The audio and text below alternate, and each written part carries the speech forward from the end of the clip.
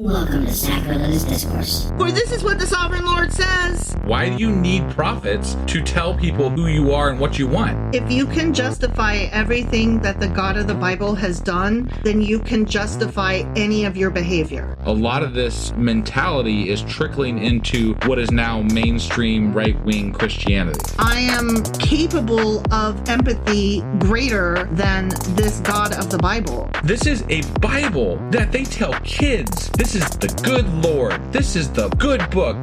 He is fantasizing about murder, mass murder. Head over to sacrilegiousdiscourse.com right now to find out how to leave us a review or support us on Patreon.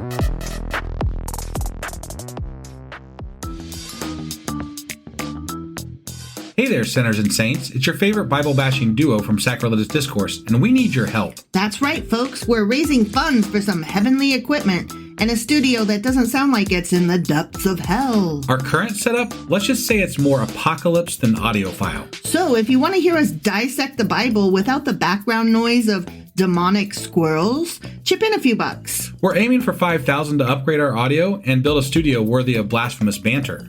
Donate today and help us spread the good word of atheism. You can find a link right on our homepage, sacrilegiousdiscourse.com. Every dollar counts. Even if it's from your collection plate.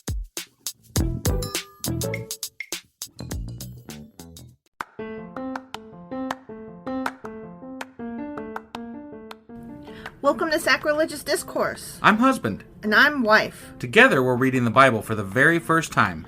We grew up without religion and wanted to know what all the fuss was about. Well, what have we learned so far? That God is a dick, and apparently some people believe in talking donkeys? We're not trying to pass ourselves off as experts. Nope, we're just reading the Bible for the first time and giving our first take reaction. If you'd like to join us in this venture, you might consider starting at episode 1. Otherwise, jump in wherever you like. All right, let's go read the Bible. Yeah, let's get to it. Husband! Wife! Do you know what today is? Well, it's Sunday, so we're either doing... No, we're not doing that. So that means we're doing... Sacrilegious Book Club! Yeah, that's the one. Yeah. All right, so what do we have in store for us today? Well, we are still forever in the middle of a treasury of Jewish folklore. Stories, traditions, legends, humor, wisdom, and folk songs of the Jewish people, edited by Nathan Ozubel. Okay. And part 1 was Jewish Salt. Part 2 was Heroes. We are in the middle of part 3, the human comedy.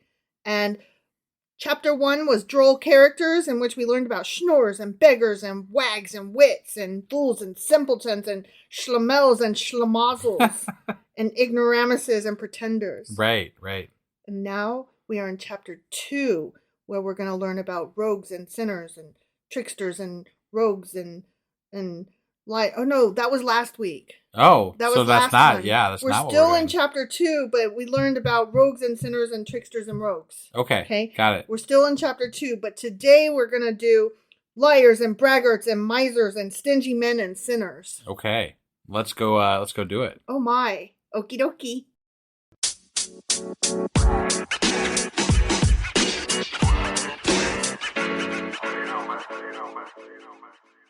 Okay, we are over halfway through this book a little bit. Right. And we're on page 374. Okay. We're going to learn about liars and braggarts. All right. Okay. Yeah. So I'm going to read this brief little intro. Okay.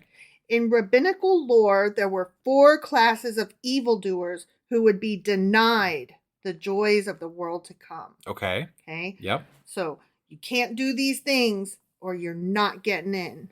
Got it. Okay. Yeah. They were the hypocrites, talebearers, scoffers, and liars. Wow, Trump is definitely not going to fucking heaven. But you know what's not on that list and should be? What's that? Rapists, pedophiles, kitten killers. Well, yeah, definitely. But why isn't that listed in evildoers? I don't know. I mean, I'd need more context, honestly. Right. So. They were, However, the Jewish folk attitude toward liars, as reflected in its tales and sayings, was a great deal more tolerant. The liar, who is deceitful because of corrupt aims, is of course considered a rogue. So if you're like a mean liar, you're Yeah. a rogue. Got And it. that's not good, and they don't like that. Right. Yet there are liars and also braggarts who are recognized as being quite harmless, who tell untruths or exaggerate, not out of malice and evil intention, but out of sheer perverseness and imaginativeness, or because of some childish compulsion. Okay. All About right. such liars and braggarts, humorous Jewish lore makes merry. A liar should have good memory, it advises good-naturedly. That's fair.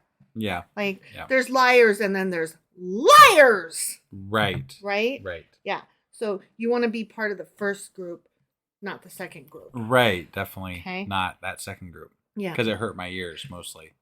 Well, I was trying to be emphatic.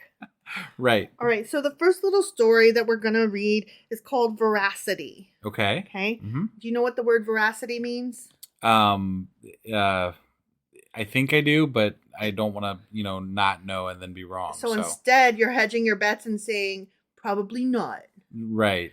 I feel like it means like vitality, like Nope. Wrong. tenacity. Nope. Wrong. No. Okay, I fucked it up. You did. It Yeah. means truthfulness or honesty. Oh, okay. Yeah. Yeah. Like the I veracity of your claim. failed. Oh, yeah. See, I have heard that before. You couldn't put it in I context. need if it was in context, I would have known what it was.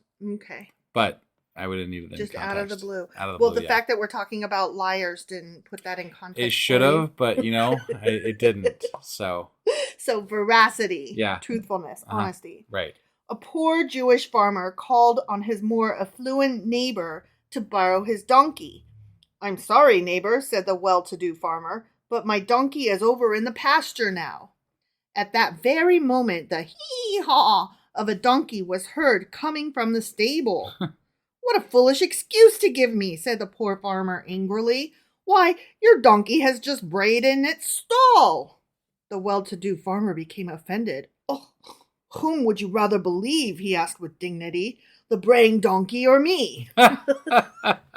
And that, to me, sums up the entirety of the Republican Party. Right? Yeah. They're like lying straight to your face and saying, "Why would you call me a liar?" Right. Yeah. Yeah. So next, we're going to read The Birds That Turn to Stone. And I made sure that I wrote myself a note that I want to read the note about this story. Okay. Okay. Yeah. So The Birds That Turn to Stone is from Legends of Palestine. And I wanted to make sure that I stated that because of what's happening right now in the Palestinian and Israeli conflict. And Right. I thought it was important to say, let's read a Palestinian story right now. Okay. And I actually like this story. So You're sure it's a Palestinian story? it literally just said that. Well, but sometimes people refer to Israel as the lands of Palestine because it's in that area. So It's from the Palestine. okay, Yes. just making sure. Yes. King Solomon, the wisest of mankind, the wisest, understood the language of the birds in the air, the beasts in the forest, the fowl in the barnyard, and the fish in the sea. Okay. Remember? That wasn't specifically in the Bible, but that's something that I referenced before in another story, that he's renowned for being able to speak the language of the animals as Right, part of his right. great He's wisdom. Dr. Doolittle or something. Right. Right. He's got to push me, pull you in his backyard. Sure. Do you know what that is? No, I don't. Oh my gosh, the push me, pull you. It's, I think it's like a horse or something, but it's got a head on both ends. Because it's a Oh, push me, pull you, you know? Okay. Like it can go both ways. Got it. Yeah. It's fun. All Dr. right. Doolittle, push me, pull you. No? Yeah, no. Oh my God, that's the only thing I remember about him besides that he can speak to the animals. I don't think I ever watched the actual movies. I just know of Dr. Doolittle. I never watched So. the movies either. Oh, It's, okay. Do you know that it's based on a book series for kids? Yes. Yeah, that's where I'm referencing it from. Got it. Okay. Okay. One day he sat at the entrance to his palace on the Temple Mount, delighting in the bright sky and clear daylight. Before him, two cooing birds caressed each other, twittering merrily. As the king looked up, he heard one bird say to his spouse, "Who is that man seated here?" And she answered, "This is the king whose name and fame fill the world." Then the bird answered in mocking pride, "And do they even call him mighty? How is his power sufficient for all these palaces and fortresses? Did I so desire, I could overthrow them in a second by fluttering one wing." What a dumb bird, right? Right, Do you yeah. believe him? No. His spouse encouraged him, saying, "Do so and show your valor and power if you have the strength to carry out your words." And Solomon, listening to the conversation in astonishment, signed to the bird to approach and asked him the cause of his overweening pride. Yeah.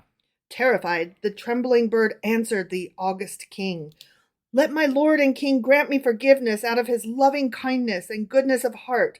I am naught but a poor powerless bird who can do him no evil. All that I said was only to please my wife and raise myself in her esteem." That's a fair apology, I think. Yeah. At least he was coming clean and was like, "I Right. suck, bro." Right. And Solomon laughed to himself and sent the bird back to his spouse. She, meanwhile, stood on the roof and could not contain herself, waiting for her mate to return and tell her why the king had sent for him. When he came back, she asked excitedly, "What did the king want?" And his chest swelling with pride, he answered, "The king heard my words and entreated me not to bring destruction upon his court and not to carry out my purpose." When Solomon heard this, he grew wroth with the brazen bird and changed them both into stone slabs. Wait, he was able to change people into stones or birds into stone slabs? Apparently. Wow. Yeah. To warn others to refrain from vain bragging and empty boasting, and to teach women folk not to incite their chosen ones in their vanity to undertake foolish and foolhardy deals. Can you believe that shit? That's hilarious. Right? I was like, okay, I just then. have to point out that there was nothing about Palestine in that story. I didn't see there was. Oh, okay. I just said it was a Palestinian story. Okay.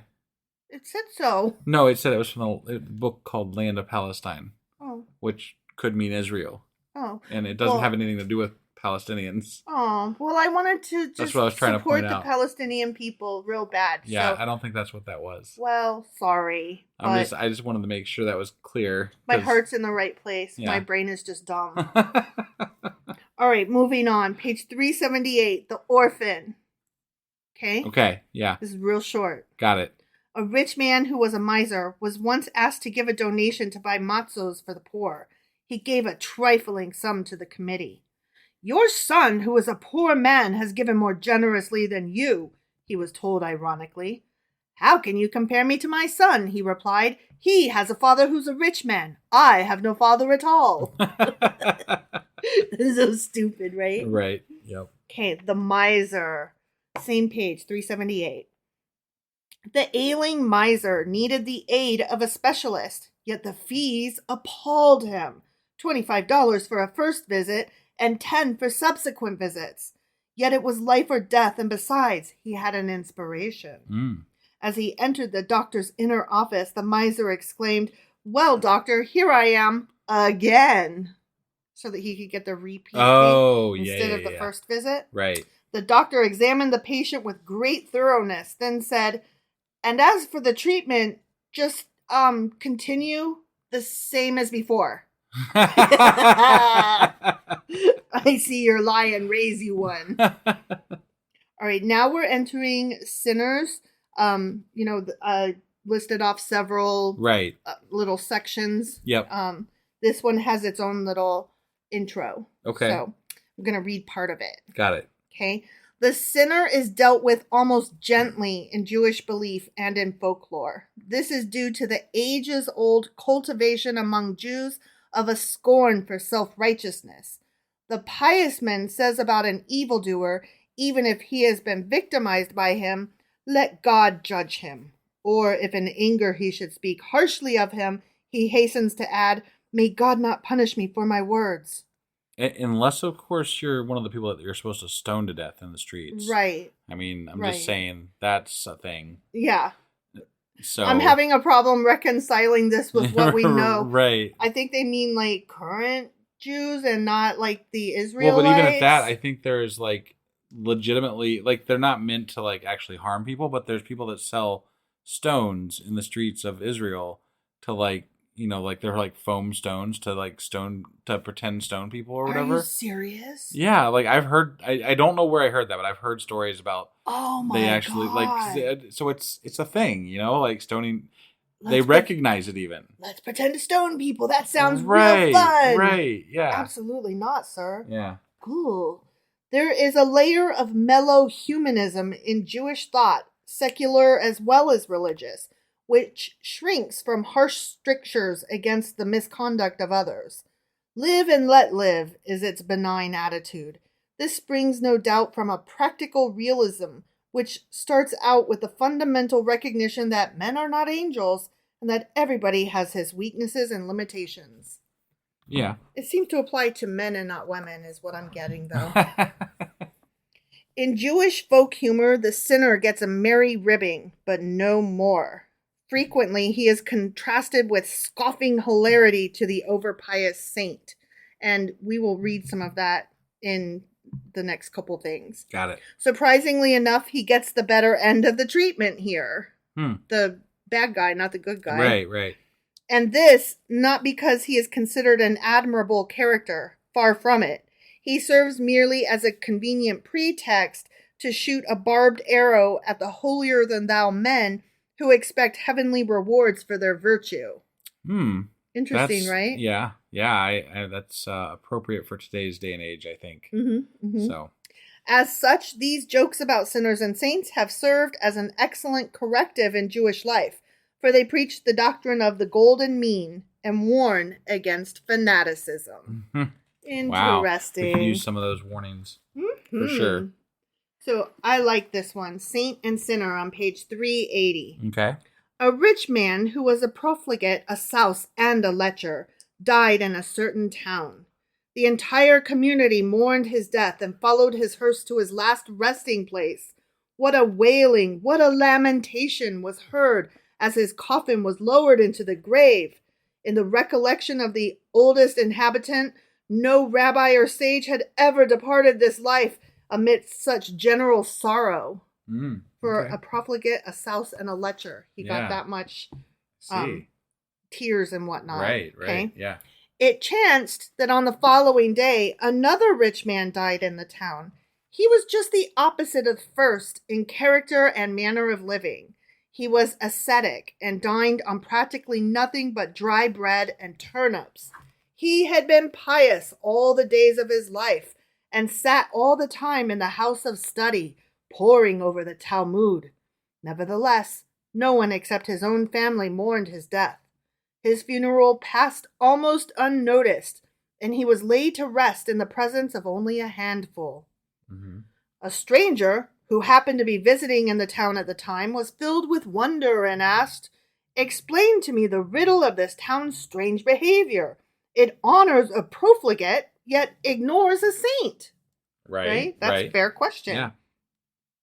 To this, one of the townsmen replied, "Know that the rich man who was buried yesterday, although he was a profligate and a drunkard, was the leading benefactor of the town. He was easygoing and merry and loved all the good things in life. Practically everybody in this town profited from him. He'd buy wine from one, chickens from another, geese from a third, and cheese from a fourth. And being kind-hearted, he'd pay well. That's why he is missed and we mourn after him. But what earthly use was that other one, the saint, to anybody? He lived on bread and turnips, and no one ever made a dime on him. Believe me, no one will miss him." I just thought that was pretty great, right? Yeah. We all love the party dude. Right. All right, moving on to page 383, filial love. Do you know what filial means? No. Well, I'll just let you tell me in the end. Okay. Okay.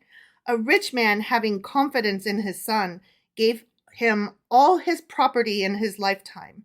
After a while, the son commenced to neglect his father, ill-treating him and sending him away to be among the beggars. Could you do that to your dad? Send your dad? Yeah. Away to be among beggars? Yeah. No. That's what I'm saying. There's a rich man, and he sent his dad away. He gave all of his money and stuff to his son. Okay. One day the old man, clad in tatters, met his grandson and asked him to beg his father to let him have a mantle to cover himself as it was so cold.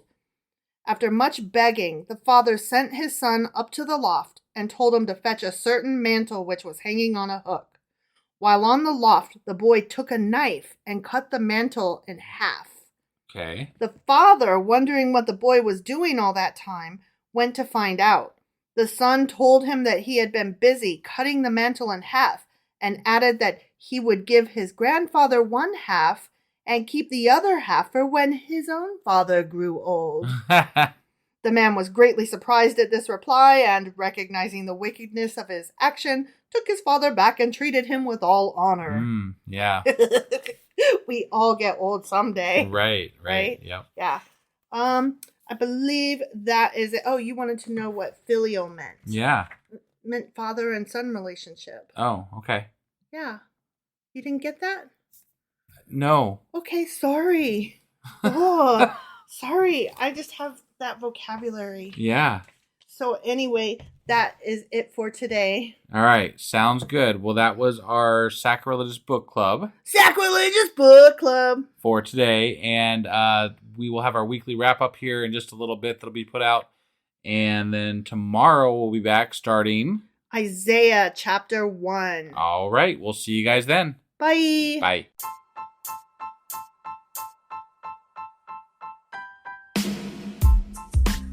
Hey, wife, I guess that's the end? But husband, that's just sad. It doesn't have to be. We are on lots of social media platforms like Twitter. Our handle there is sacrilegious_D. For D's nuts. Oh my God. Stop doing that. Anyway, we're also on Facebook, Instagram, and Pinterest. There's a link to all of our social media sites at our website. Ooh, we have a website? Yeah, it's sacrilegiousdiscourse.com, where you can also find a link to our merch shop. We have a merch shop? Yep, we have podcast-themed clothing, mugs, notebooks, and more, as well as an atheist and science-themed products. Wow, our fans should really go check that out right now. Definitely. They can get in touch with us by sending an email to sacrilegiousdiscourse@gmail.com. But before they do that, we could really use some help. Oh yeah? With what? Well, it's not free running the podcast, and we need some financial support in order to get better equipment, which will free up time so we can concentrate on our podcast and our fans. Okay, so what should they do? Head over to patreon.com/sacrilegious discourse and sign up as a contributor on our podcast. Supporters there receive additional bi-weekly episodes that we record just for our Patreon members for as little as $2 a month. Also, we'd really appreciate it if you would like and subscribe on whatever platform you're using. And Apple Podcast reviews help us out tremendously. Like and subscribe. Leave an Apple review. Join us on Twitter. Support us on Patreon. That's a lot of instructions. Don't forget to say thanks. Thanks. Okay, bye.